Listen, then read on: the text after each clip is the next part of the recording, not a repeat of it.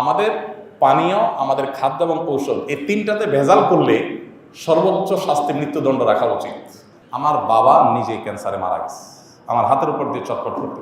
যে ঔষধের মাধ্যমে মানুষ বেঁচে থাকবে, ট্রিটমেন্ট করবে, আমি নিজেও জানতাম না এক সময় যে ওষুধের ক্ষেত্রে এত দুই নম্বরই হয়, যে নকল ওষুধ নাকি হয়। তাহলে একটা মানুষ যে ওষুধ খেয়েছে সুস্থ হবে, উল্টা ওই ওষুধ খেয়ে সে আর মরে যাচ্ছে।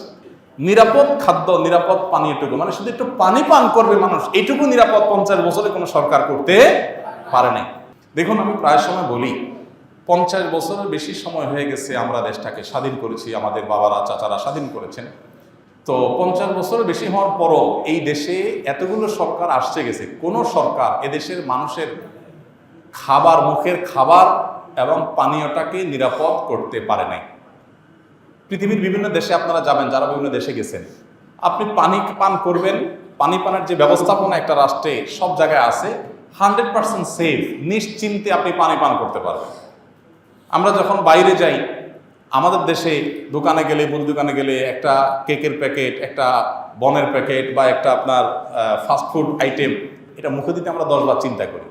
আর রাস্তার পাশে যে সমস্ত চটপটি বানায়, এটা বানায়, এগুলো খাইতে আমাদের 10 বার চিন্তা হয় যে না জানে কি দিয়ে রাখছে, না জানে কিভাবে তৈরি করছে, তাই না?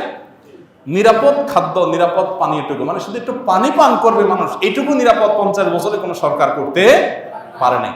কিন্তু আপনি বাহিরে যাবেন, অবাক হয়ে যাবেন। থাইল্যান্ডের রাস্তা রাস্তা যে আপনার স্ট্রিট ফুড আছে, 100% টেনশন মুক্তভাবে আপনি খেতে পারবেন, কোনো টেনশন নাই যে এগুলো অন্তত হেলদি।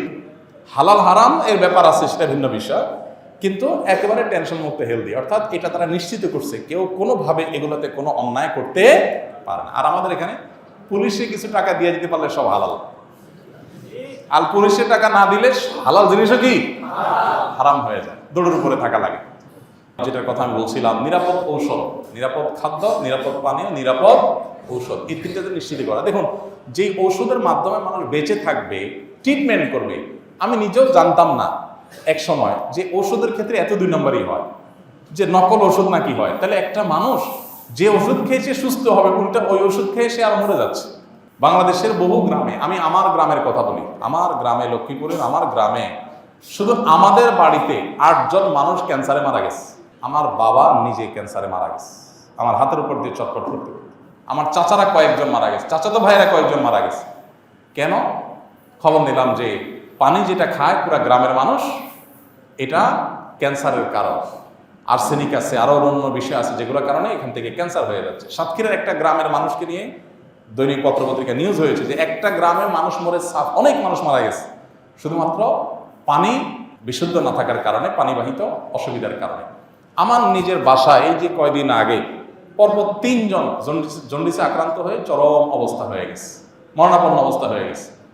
পরে চেক করে দেখা গেল সমস্যা পানিতে।